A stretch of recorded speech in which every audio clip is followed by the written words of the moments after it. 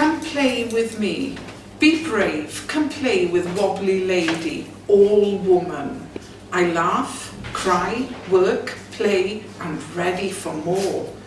See me wink, do blush with passion. Hard to get, I can do, but a true knack of not too hard. Bringing you in closer, lover boy.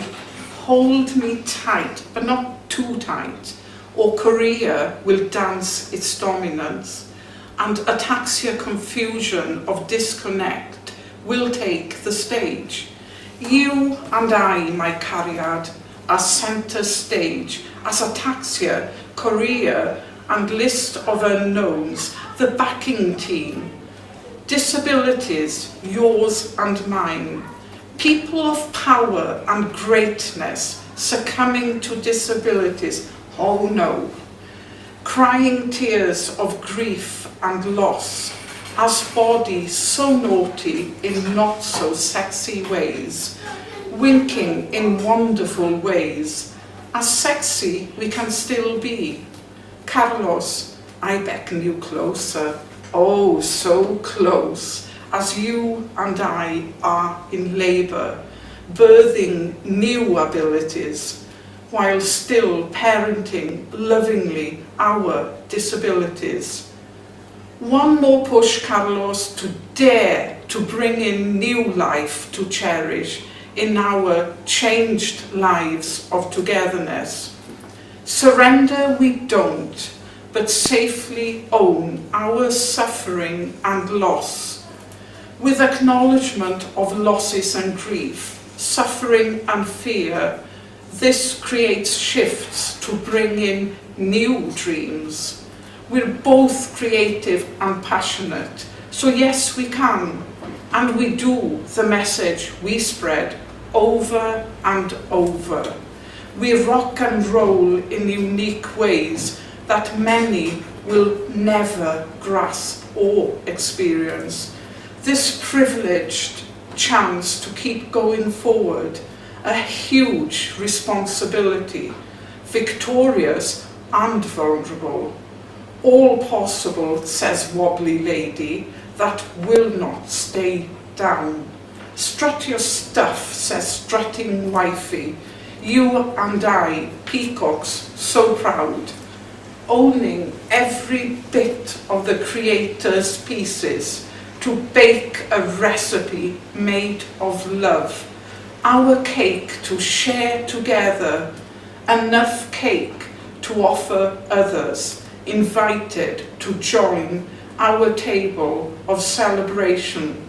Adversity means not game over. Our challenges we own and aim to hit target with eureka shrieks of joy. Game not over. Wink once more I do, with forever more winks to follow. Naughty, sexy, playful, and forever creating love to last, which ours to own with no endings. Okay, Tom, tell me how you met Louise. Okay.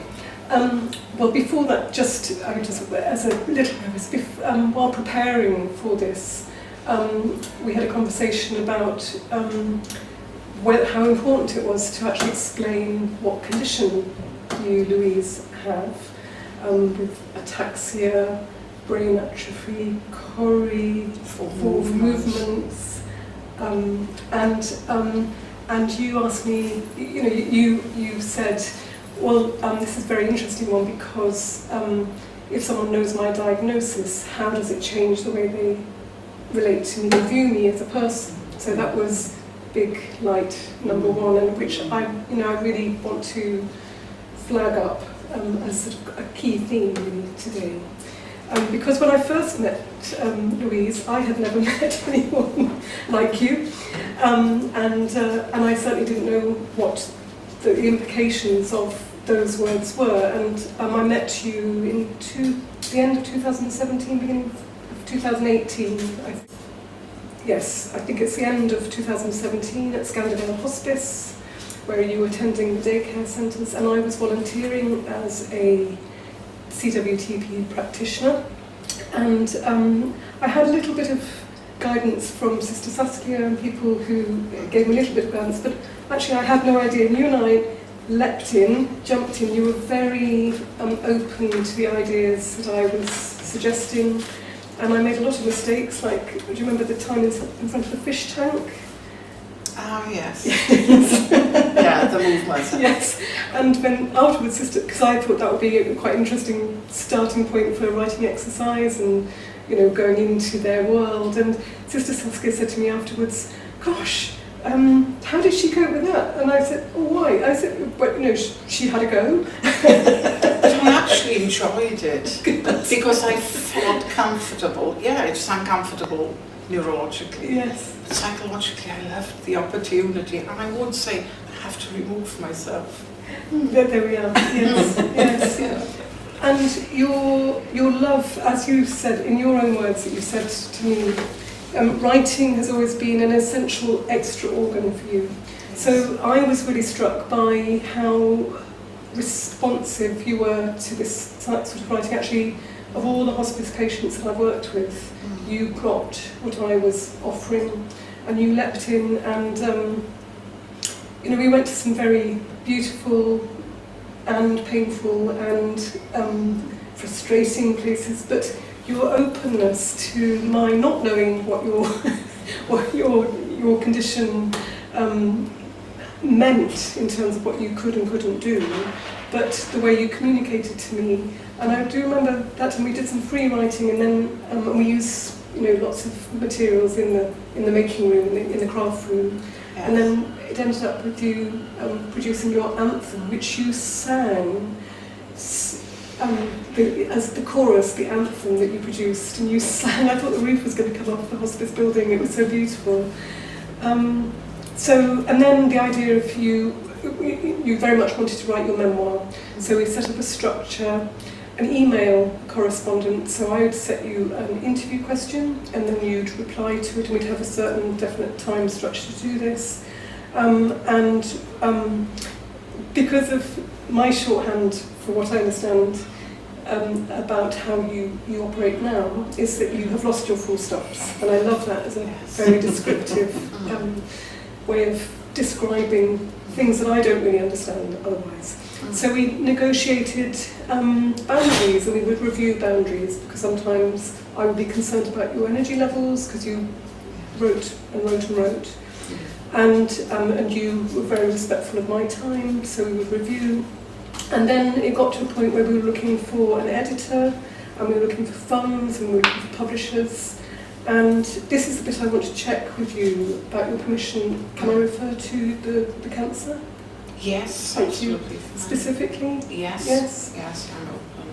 Thank you. And then we got to a point, the last time I actually met you in the hospice was the day before your operation for the cervical cancer that you've been diagnosed with, and that was a very beautiful workshop together. I remember really being moved by that, and then you recovered fantastically, and you're still here. Yes. This was a few years ago, and so you asked me if I stopped coming to the hospice as a patient, what are the implications for our work? So I said, well, as a volunteer for the hospice, if you're no longer a patient there, if you wanted to continue with me, it would have to be on a professional paid basis. And we said our goodbyes at the time, but you took the CWTP and went on. I think I was in touch with Dominic, who's filming this, and various people when we were looking for different ways to help you along. But I said keep me in the loop, and you kept me informed of some developments. And then that's the end of that. Was that? That's not at all brief. Brief introduction. Ha ha ha. I think I caught your lack of full stops off you. It's contagious. Yes, it is. Oh, there's lots of fun as well, so let's hope that's contagious. So we did laugh a lot, and I was so, in the memoir itself, along balanced with your history and how you approach your life now. There was light and shade, and I was quite conscious to try and alternate them, but there was so much humour and humanity and as well as tenacity and determination and courage and intelligence, and but the humour is what I remember the most.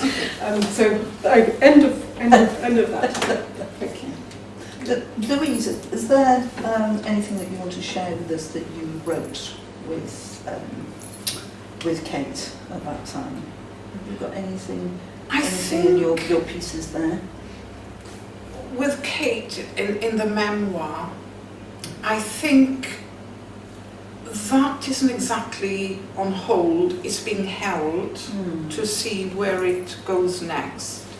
But I think for me, writing the memoir and the pieces was very therapeutic, more so than I realised. Whereas it started me back on a journey of bringing natural creativity into everyday life. And so if you ask me the question again to get my focus. Is there anything that you brought today that you wrote with Kate that you'd like to read at this point? I haven't brought anything from the memoir, Okay. but I've looked over a lot of the work, and I shared the One Thing poem that I shared with yourself and Mel, because we were talking in the last Zoom session. And actually my memoir has a lot of introduction into where I am. This one thing is where I'm aware of my lack of full stops, but I'm using my knowledge as an ex-neuroscience nurse, psychiatric nursing, general nursing, local authority work. Everything's in this, but the person is there clearly. So so I would say it's everything. I use everything in life.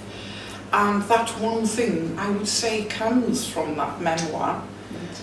With the CWTP work, the communication with Dominic, who didn't know me, didn't know Carl either at the time, I'm thinking, I don't understand the information that Kate had offered Dominic. I don't really know Dominic. I wasn't in the stage I'm at now where I'd be able to turn to someone. Carl had a lot going on, saying, help me, I don't understand. Kate's busy, I don't understand boundaries. And not finding a way to turn to someone and saying, I can't comprehend all this information. I don't know Dominic. So would it be, because I'm learning about boundaries, don't have full stops, very honest about it, and send some emails to Dom. So back to this one thing, it comes from those days. And it shows where I use humour. I mean, it's about cock artistry in one position. Would you like to read it? Just before you read it, I was thinking that very often as writing practitioners we might see an individual or work with a group of people, and we don't always know the kind of longer term impact of the work that we do. And I think this is a wonderful example of you doing that memoir work with Kate, but something else was kind of percolating and fermenting and has come out as one thing. So, go ahead. So it shows all of me, the humour, wanting to show poems and pints, because I wrote it to read there, wanting to show respect to everyone, not knowing how the audience would perceive it. We all perceive differently, but being truly me.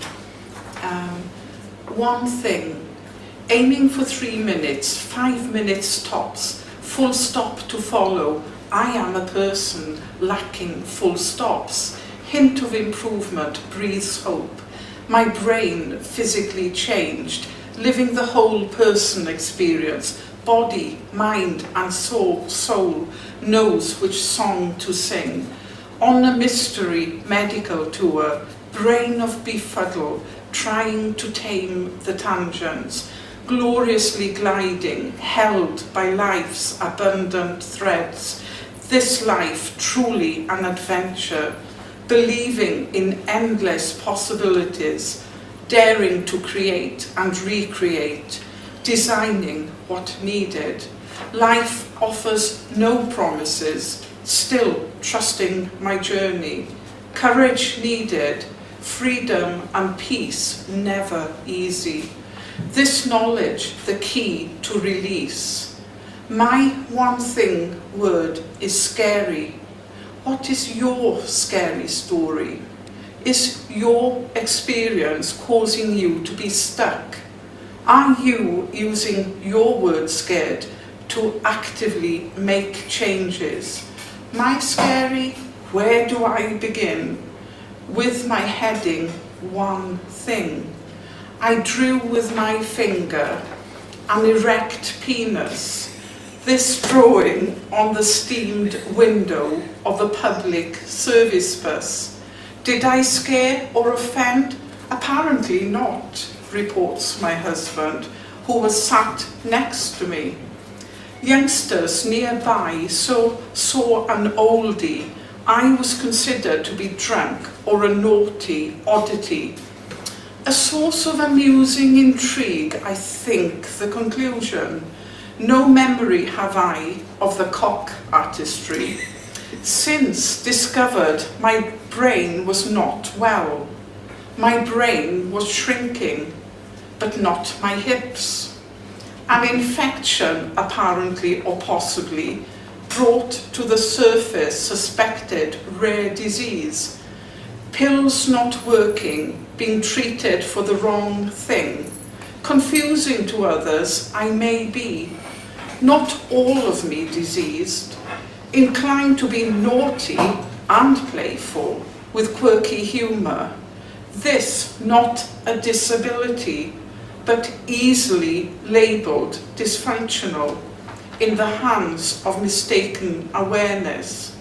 My communication within sharing still iffy.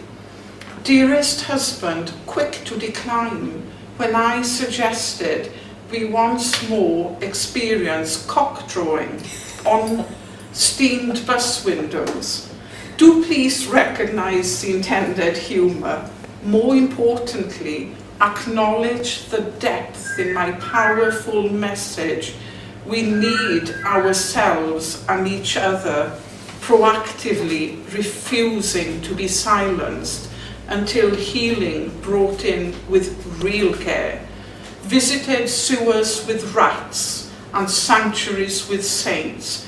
My wobbly ways, lack of full stops and whatever else needs not you or me to wrongly presume. I am far greater than what my appearance presents, believing in our greatness. Thank you to us all.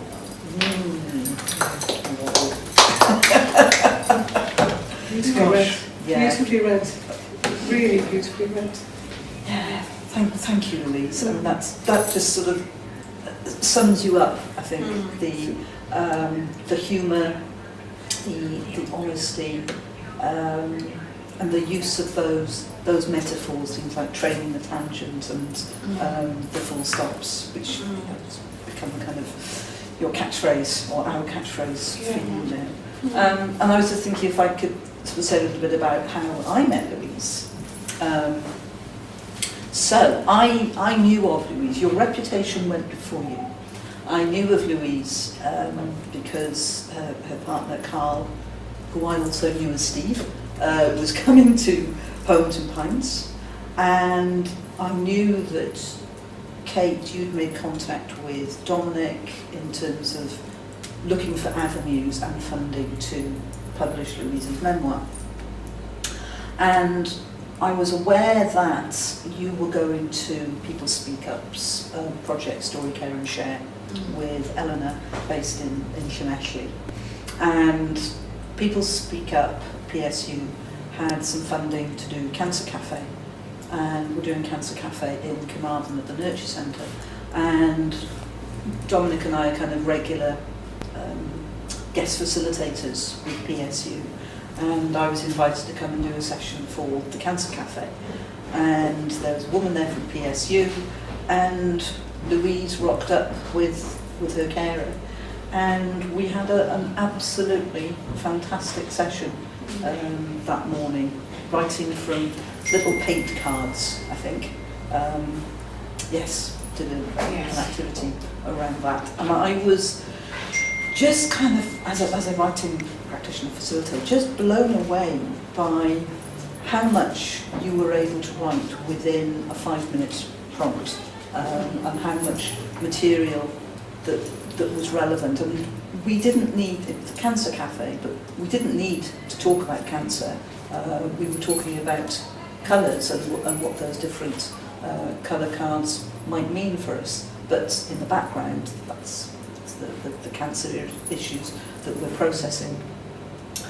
And that was probably about 3 weeks before we went into lockdown, and we suddenly went on Zoom. We're able to go completely online with our open mic event, Pints, Pills and Poesy, and Steve, Carl, and Louise became regulars at that.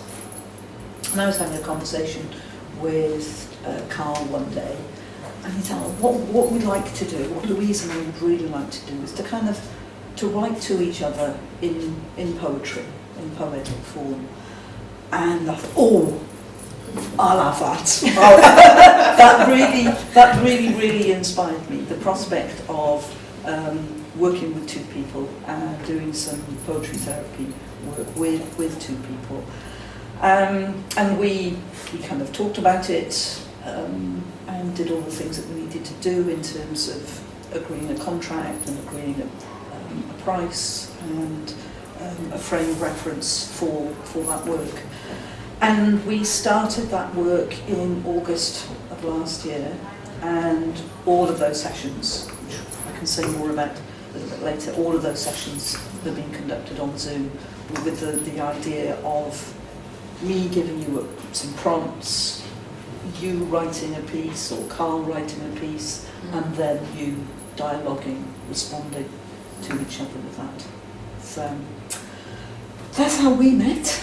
So we came into each other's lives. Okay, so the first ethical consideration, which is very pertinent, is this whole thing of confidentiality. So normally, as CWT practitioners, nobody, not even our supervisors, knows the identity of the people we work with, and we often use code names when we're discussing work. And but that is now blown, Louise charm. But that's very much balanced with your absolute willingness and cooperation to accept this invitation, and also, as I understand it, part of your mission, which is to make known your story in order to be of help to other people, and or for many reasons, which is your business. But it's that balance. So I'm very aware of that. This is an unusual panel, very unusual panel. Second one for me, working at the hospice, was, and I've referred to it before a little, not knowing, but finding out what Louise's diagnosis meant in terms of the limitations on our work. So we explored that together. Mistakes made in my approach before we settled on the writing of the book, of your memoir, and our correspondence. The consequences of Louise's loss of full stops, and how that was a dynamic factor. In terms of the boundaries around how much work was generated and therefore how much time I spent on emails and monthly chapters. Reviews and respectful to self and each other, communication around time boundaries. The ethical considerations around the leakage of my role. So what was my role? I'm a CWTP facilitator, editor, fundraiser to pay an editor, and publisher finder. When did my professional relationship as a volunteer at the hospice come to an end, which I referred to before? Where does holding the process of writing a book begin and end? How much to be included and involved in letters written to professionals? Permission seeking at every stage when being copied in correspondence or making introductions. Permission to be an advocate. and how much to step in to offer advice on the overall process of taking care of energy levels, as writing is tiring even if this was meaningful and valuable and with a clear purpose. And I don't know if some of those chime with you or overlap with you. Yes, and I think if I'd met you earlier in my kind of training, as it were, I don't think I would have been as alert to the ethical issues. And I think that's certainly one of the things that the MSc does for us, is really make sure that we have that scaffolding and that we've addressed them. So it was interesting. I suppose there were, to begin with, something that we've discussed earlier in this discussion is how much did I need to know about your condition, your conditions. I knew that you had life-limiting conditions, but I kind of went back, I think, to my core training and thought, what I need to do is to meet the person and to work with that, and to know as much as I needed to know in terms of how your condition would affect yours, as you said, Kate, your energy levels. But I didn't feel the need to have an in-depth scientific medical understanding. And I suppose that's a message for other practitioners, that we need to be careful about how much information we get drawn into. And I know that you offered me a folder of correspondence and notes, and I was like, thank you, but I think that can sit with you. I didn't want to, because then that might put me in a difficult ethical position of holding material that actually belonged to you, but also was generated by other professionals and other organisations, and I didn't feel that was appropriate. I'd not worked with couples or individuals, and I'd kind of thought of myself as somebody who preferred to work with a group, but actually felt very strongly drawn to working with a couple. I think I wanted to give myself that challenge, but also I needed to make sure that I had the right support around me, because I was doing this as an independent practitioner. I wasn't doing it within the boundaries of an organisation. Very much independent, so supervision, independent supervision was very, very important. And she was great at saying, of course you can do this, Mel, of course you've got the skills and experience. But we talked often about, I would take things to her where I was concerned about the direction that I was taking the work in, and her focus was the couple and the relationship, because we were going to be having a poetic dialogue, so the relationship between Carl and Louise, that's your focus, and you've got to balance the needs of those two people. Knowing that, so Kate and I needed to have a conversation. I needed to have permission from you to have that conversation with Kate, so that Kate was able to share some relevant information with me, but not the detail of what you'd done. And I knew that you were working with another organisation, with People Speak Up. And I know we've had these conversations about boundaries. So what you write and share it's up to you who you share that with.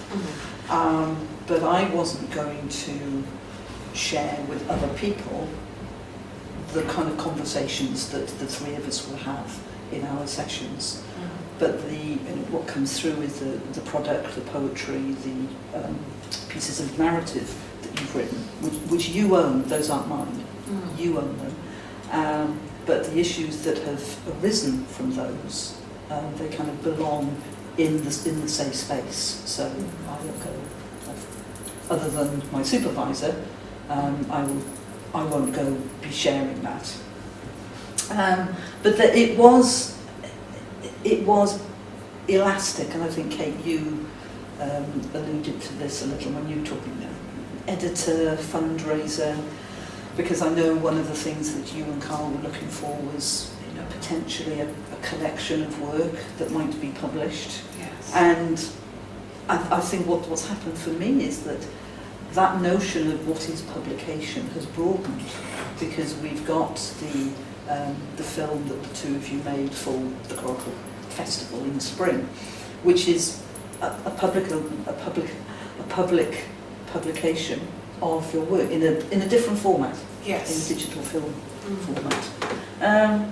Things like, because I was doing this as an independent practitioner, so things like being paid, setting a reasonable fee, valuing the work, not undervaluing the work, you know, that's a big ethical consideration, and scheduling time for the session, Yes. making sure that session wasn't too long, that it wasn't going to exhaust you, but scheduling in my own preparation time and my own kind of recovery time, if I can put it like that, because those sessions have been very, very intense. And making sure that as a practitioner I'm looking after myself and I've got time and space for that. And then the discussions and the engagement that we've had, the three of us, to prepare for this event. But we had a contract which we reviewed partway through, checked that we were still on track. So I think those were the kind of main. One other, and I know that you have said, and it's interesting that you say this, that when you make a comment about maybe, you know, less positive treatment that you've had from NHS and social care, etc., that you are not criticising individuals, but you are concerned about the system. And coming with a very strong and long NHS background, I was aware of sometimes those kind of issues triggering in me, but I would agree with you that it's about addressing the system.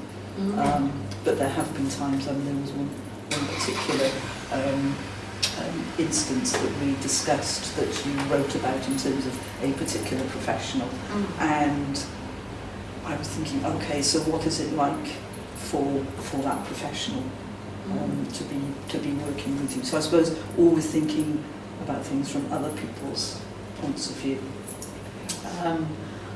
But as a CWT practitioner, being careful about, not that I was, but I think it's a message for other practitioners, being careful about how we're become involved in somebody else's activism and somebody else's agenda, if I can use that term, which might sound a bit strong, but yeah. And so I think, and I don't think it's set in stone, I think it's constantly shifting, and it depends on the individual practitioner and where they're working, and if they're working privately or if they're working within the framework of an organisation.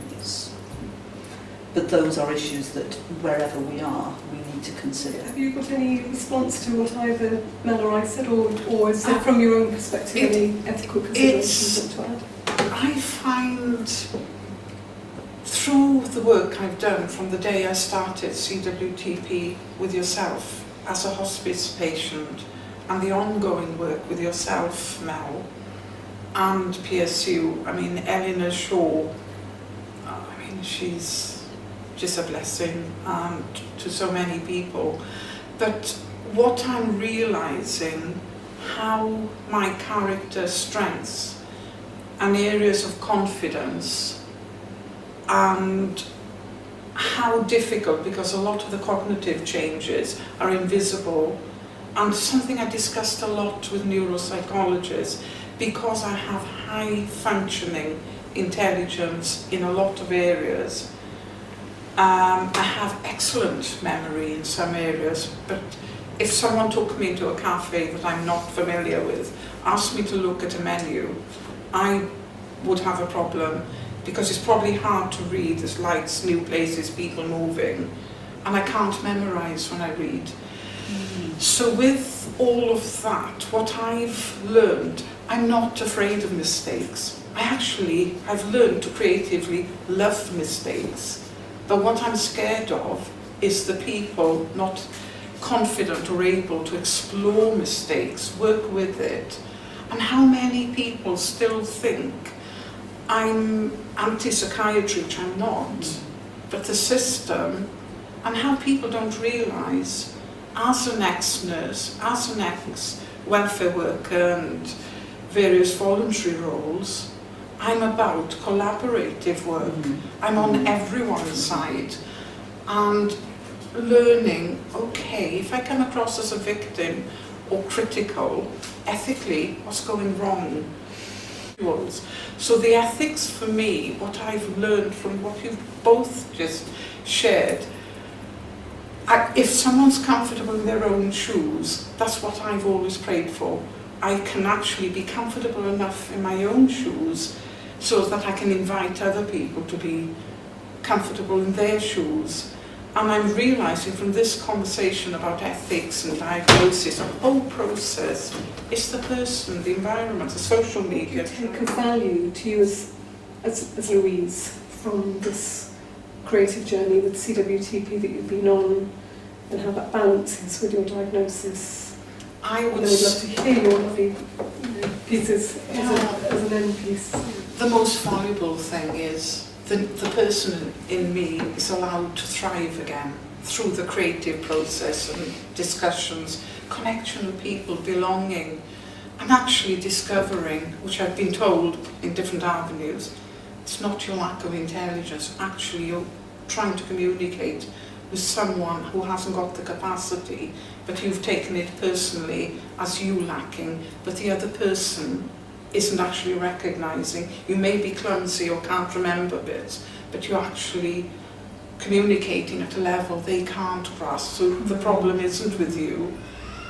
And I've learned how people who are confident or comfortable enough in their own shoes, and actually comfortable to come out of their comfort shoes and do the cock-ups. That's great, that's creative, if you work with it. So ask me that question again, so I can get back on focus. So, you as Louise, as compared to you as a hospice patient, as I met you, with a diagnosis, what has this journey, this CWTP journey meant to you? What has it given you? I'm a person again. I'm thriving. I'm playing. I'm laughing. I'm crying. I'm shitting. I'm breathing. I'm not throwing cocks in public places. No. Not yet. Not yet. And my brain isn't shrinking anymore. That's huge. And actually, I'm better able through work with Mel to actually zip occasionally, listen more, and understand why couldn't I stop? It's fear, I've been triggered and not been listened to. But Carl has too. He's been with me in A&E in situations because schizophrenia was wrongly written in my notes, not being triaged, and I had a heart condition. But he took a monitor for an auxiliary or health support worker to do a double take, get another machine. Then looked at me for the first time. It was right the first time. Yeah, I was in serious heart rhythm. She dashed to get to the doctor. I was left, not even triaged. And saying, oh, I was told because you've got schizophrenia, it's probably a panic attack. And actually saying, how many people with schizophrenia do you see with panic attacks? It's more likely to be anxiety, depression. So you were actually giving them professional guidance. Yes. And having an oxygen mask slapped on, rushed for emergency cardioversion. That's a good gag, isn't it? Yeah, so you see, creatively I had a chance to learn about masks before the COVID, so I had an advantage. Yes. But my husband crying, I had no one to turn to. I'm about to have emergency procedure. Nobody. I could phone, please will someone listen, hold Carl for me. Not for me, but as part of the couple dynamic, Carl as an individual and me. So it's relevant, probably gone off on a tangent, but that's relevant for the writing for us as a couple, because Carl's felt safe to say how he feels. I've been enabled to feel safe to be quiet and listen, and it carries through to our everyday life. But how tough it is for both of us, but also as a couple, and the dynamics of both of us writing, and the frustrations because nobody takes it seriously. I'm also writing. No, Carl's doing that. You know, you're the disabled. It's nice for you to write a little poem here and there. People's perspectives. Would you like to read your final poems? This one touches me deeply because I remember buying these brown boots with Carl. We weren't going out together. We'd met each other through Mind. Carl was a Mind member and so was I, and we were both volunteering as well. And we bought it together as friends, but we were friends at the time. And my God, this to me is very close to my heart and Carl's. Brown boots made for walking, holding hands, treading coastal paths. Redundant boots all alone in a dark cupboard. Limp laces untied. Walking paths together, still true, not the same anymore, longing to walk the Pembrokeshire coast, holding hands, walking on pavements, not the same, accompanied by a chaperone, as in walking aid, oh, so not sexy, smiling and adapting, indeed true, hiraeth, longing, hits hard, body once lean and beautiful, seems a long time ago. This bites hard, as far from today's reality, so far from today's reality. A painful pill, impossible to swallow in one go. No more brown boots, muddy paths, walked mile after mile, silent sobs of hiraeth, longing, remembering the days I freely walked, with not a care to hinder my steps, longing for the days long gone. Bye bye, brown boots.